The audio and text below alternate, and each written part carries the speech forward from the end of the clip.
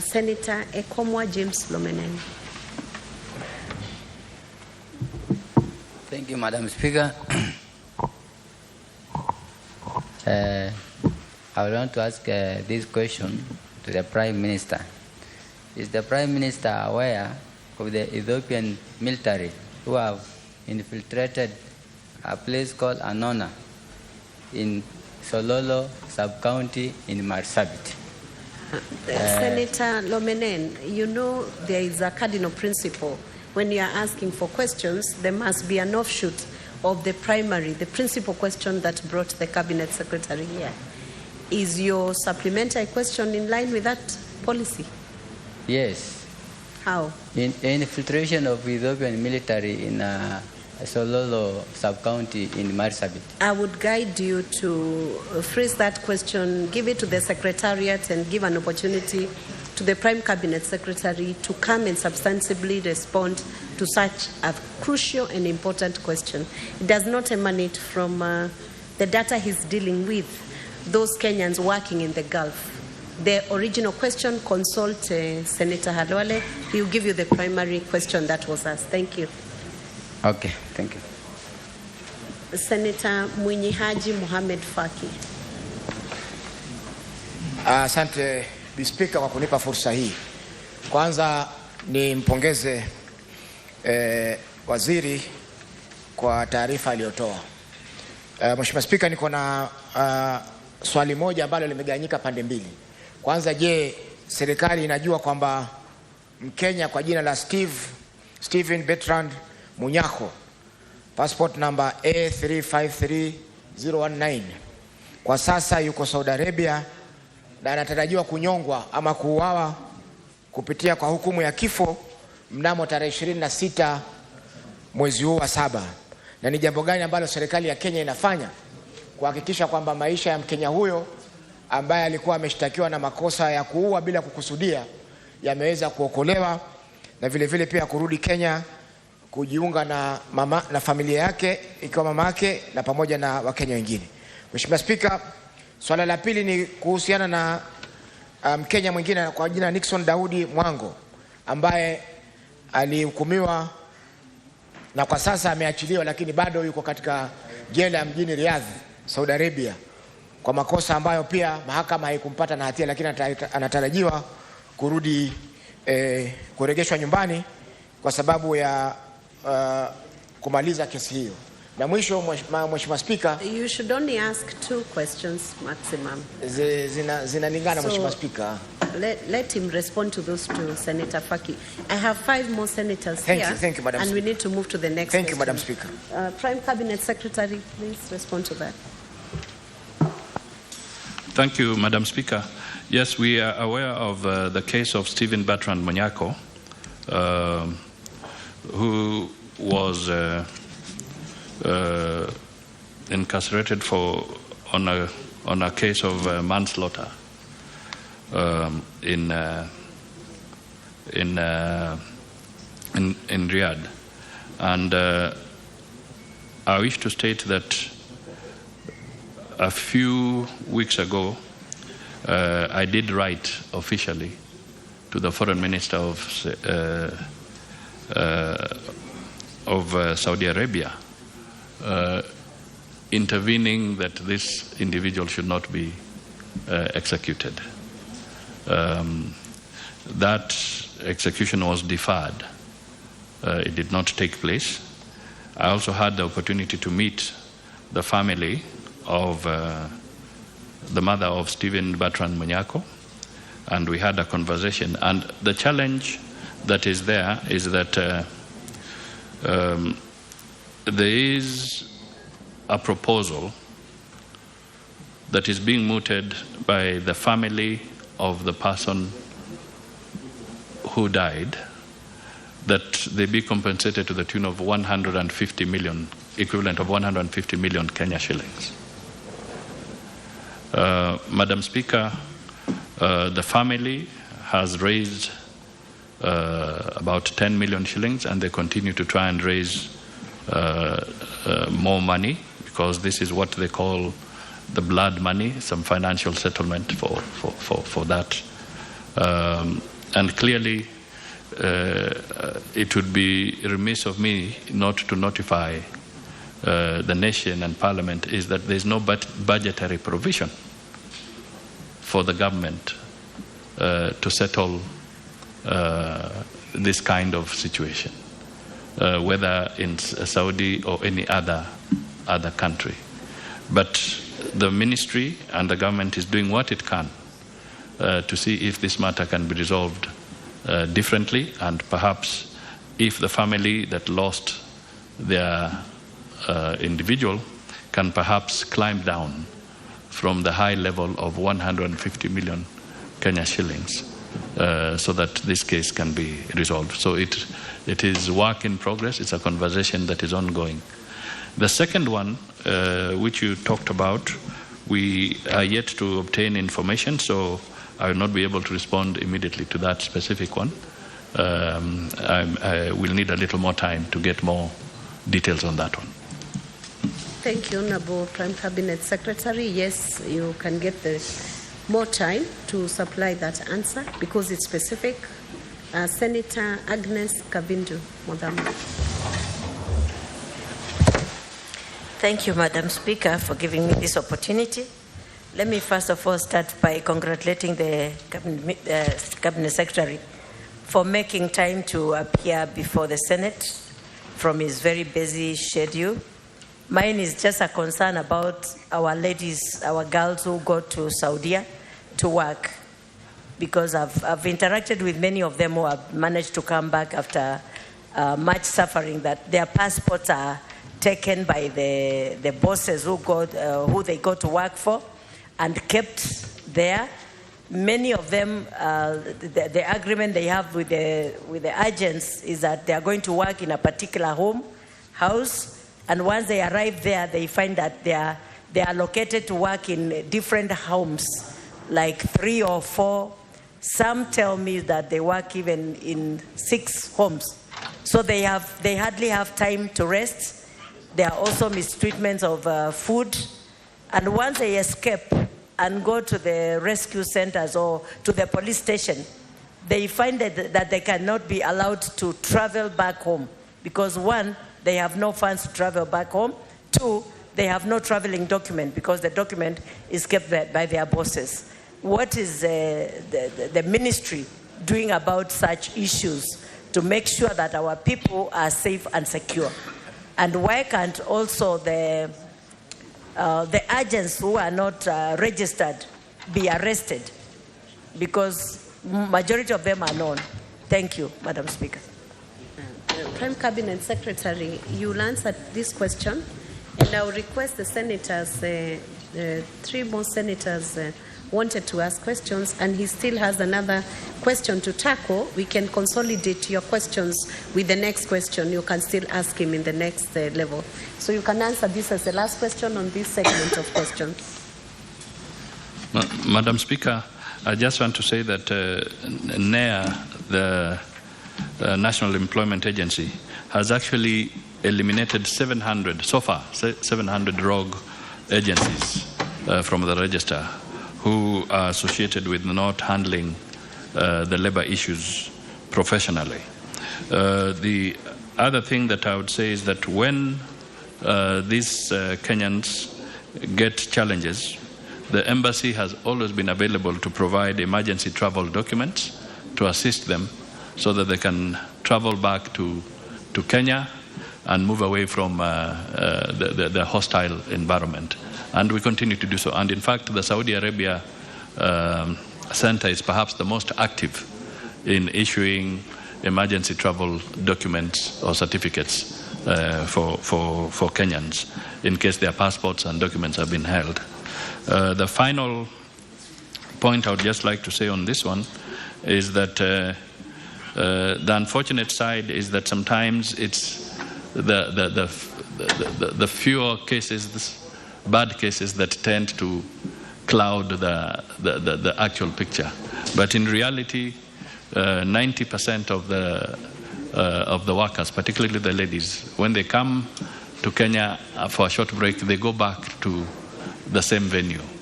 So the mistreatment, and we are not downplaying it, but we are trying to rein in so that that mistreatment can come to an end. And these are the areas that we want to refine as we negotiate our bilateral agreements. Thank you. There is one more question from Senator Boni Halwale, so that we can close his section of questions. Make it short and precise. Yes. Madam Speaker, the government of India, Philippines, and Indonesia have labor and social protection bilateral agreements with these Gulf states. And as a result of that, Madam Speaker, their workers who are there are better paid than Kenyans doing a similar piece of work. Could the Cabinet Secretary undertake to table in this House, in the shortest time possible, such bilateral agreement so as to protect our young people who are being paid 30,000 shillings as housemates, when those ones from the other countries that I've spoken to get 3 times as much? Prime Cabinet Secretary. Thank you, Madam Speaker. I can state 2 things. One, we will not hesitate whatsoever once the bilateral agreements have been signed. We, as I said, we want to pursue a policy of open government. We will be ready to share those with Parliament. So we shall not have a challenge on that score. The second aspect, which is important, and I think I take it as an input from the Honourable Senator, is that our negotiating skills, even for the recruitment agencies and others, should be stepped up so that we can have more comparative and fairly more reasonable and comparative agreements being negotiated. So we should not negotiate ourselves short when we are negotiating for Kenyans. I take that positively. Thank you. Thank you. That brings us to the end of this question. I now call upon the Senator for Kisumu County, Senator Professor Tom Ojenda, to take up and ask the question he had brought, question number 040. Thank you, Madam Speaker. Question number 040, addressed to the Prime Cabinet Secretary and Cabinet Secretary for Foreign and Diaspora Affairs, is in 4 parts, Madam Speaker. Could the Cabinet Secretary outline the obligations of the government to Kenyans in the diaspora who face arrest, detention, and deportation, and highlight any diplomatic agreements entered into with other countries on the applicable protocols? But B, what protocols has the government of Kenya established for readmitting deportees into the country? And could the Cabinet Secretary provide a list of Kenyans deported back to the country since 2010, stating reasons for each case where a deportee was refused admission? Thirdly, how does the Ministry of Foreign and Diaspora Affairs handle complaints and reports of human rights violations against Kenyans in the diaspora before, in the course of, and after detention and deportation? And could the Cabinet Secretary disclose the number of Kenyans who have died in detention, and also provide details of all court cases initiated by Kenyans regarding such? Lastly, what measures has the government put in place to safeguard dependents and property left behind by deportees? And could the CS also explain the initiatives taken by government to facilitate the integration process for the deportees? Thank you, Madam Speaker. Prime Cabinet Secretary.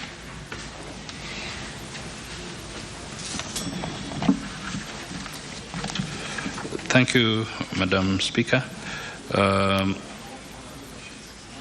The first aspect is I would like to inform the House that consular officers at our missions abroad normally visit Kenyans in distress in the host countries, such as those in hospitals, detention centers, or prisons. They offer assistance that includes issuance of emergency travel documents to Kenyans in the diaspora at home who may be in distress and want to voluntarily return. And this is in line with the 1963 Vienna Convention on Consular Relations that provides for general functions of a consulate, which includes protecting the interests of its nationals, both individuals and bodies corporate, within the limits permitted by international law. The consular functions listed in Article 5 include issuing passports and travel documents to nationals of the sending state and assistance in succession matters. Further, Madam Speaker, Article 36 of the Convention confers the following rights to a consular officer. Right to receive information regarding the arrest of nationals of sending states, the right to communicate with the arrested person and vice versa, that of the arrested national to communicate with the officials of the sending state, in this case our mission staff. There is also the right to visit the national of the sending state if in custody or detention to arrange for legal representation. And D, there is the right to respect the wish of the arrested national, including not to take any action expressly or on behalf of the national. However, these rights can only be exercised in conformity with the laws and regulations of the receiving state. I also wish to state that the Kenya Citizenship and Immigration Act, Cap 170 of the laws of Kenya, provides for issuance of emergency travel documents for Kenyans facing deportation and sets out conditions when someone can be denied entry. Madam Speaker, I would want to point out that so far, Kenya has entered into an agreement with South Africa regarding the return of nationals, refused entry and illegal entrance, which was signed on 23rd November 2022. Under this agreement, it is the responsibility of each country to verify the nationality of the deportees and, where necessary, grant them necessary travel documents. The agreement is, however, subject to the respective domestic laws and international instruments, including the 1969 OAU Convention governing specific problems of refugees in Africa.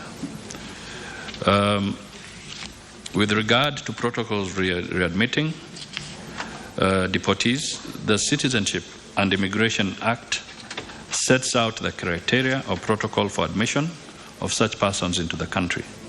This includes the issuance of travel documents, verification of identity, confirmation of citizenship, right of entry and residence, among others. To this end, immigration officers along the points of entry and exit usually confirm that the person being returned is a Kenyan national before admitting him or her into the country. With regard to the second part of the question, requesting that I provide a list of Kenyans deported back to the country since 2010, stating reasons for each case where deportees were refused, I state as follows. The State Department of Immigration and Citizen Services has informed that the following number of Kenyans were returned on various grounds since the year 2022. We were not able to have information dating back to 2010. So we are able to present what we were able to get, and hopefully we can get the rest later. In 2022, there were 186 deportees. In 2023, there were 378. In 2024, there are 166. So a total of 730 deportees are on record since 2022 to date. Madam Speaker, we wish to state that, again, we will need guidance because as much as they are deportees, they have their rights. And to what extent can we disclose the reasons of each individual without breaching certain rights of these particular individuals? So maybe with the guidance of the chair, that is another area that one can seek guidance. But we have given the data of those who were deported. The third aspect is how does the Ministry of Foreign Affairs handle complaints and reports of human rights? In this regard, I wish to state that Kenya recognizes the sovereign right of any nation over their territory and in managing their internal affairs, including admission and stay of persons in their territories, it is the duty of every Kenyan, therefore, to obey the laws of the receiving country. The protection of human rights is governed by the international human rights laws, which include the Universal Declaration of Human Rights, the International Convention on Civil and Political Rights, and the International Covenant on Economic, Social, and Cultural Rights, and the International Convention against Torture and Inhuman, Cruel, or Degrading Punishment, among others.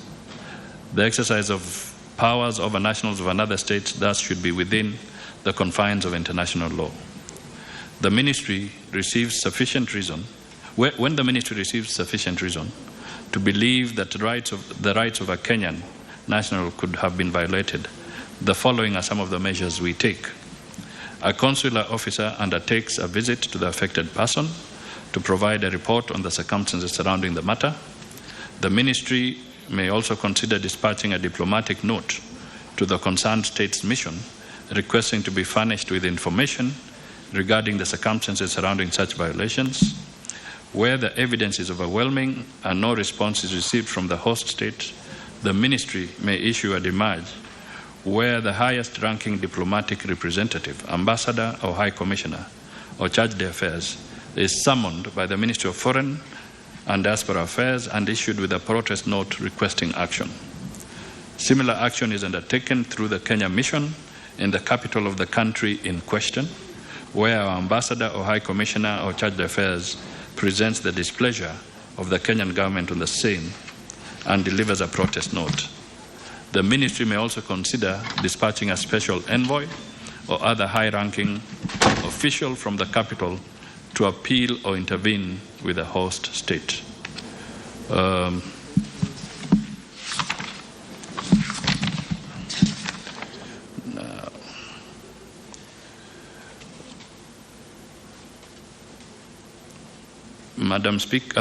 Mr. Speaker, sorry, I didn't realize there was a change. Mr. Speaker, let me also point out that we are yet to get the accurate data on the Kenyans who have died in detention. So that figure at this point in time is not available, but we'll be ready to avail it once we have the accurate figure on that particular aspect. Finally, there is the issue of the responses to safeguard dependents of property left behind by the deportees. I wish to state as follows. The ministry so far has no safeguards in place with regards to the dependents and property left behind by the deportees, since such property is governed by the laws of the host country. However, there are other channels available for pursuit of such as a follow-up with the authorities through diplomatic channels if such a matter is brought to the ministry's attention. Equally, where necessary, our missions abroad may pursue the matter through umbrella diaspora associations for knowledge of such cases and what steps could have been taken within the confines of the laws of the host country. Unfortunately, for some Kenyans, and in the advent of information and data protection, those who are arrested or are in conflict with the laws sometimes request prison authorities not to notify the embassy or any family members. Lastly, this is binding to the mission since it is in line with Article 36 of the Vienna Convention that requires consular services to refrain from taking action on behalf of the person in prison or detention or custody if such person expressly opposes such actions. The deportees, once verified to be Kenyan citizens, are released back into the country unconditionally. Thank you. Thank you, Prime Cabinet Secretary.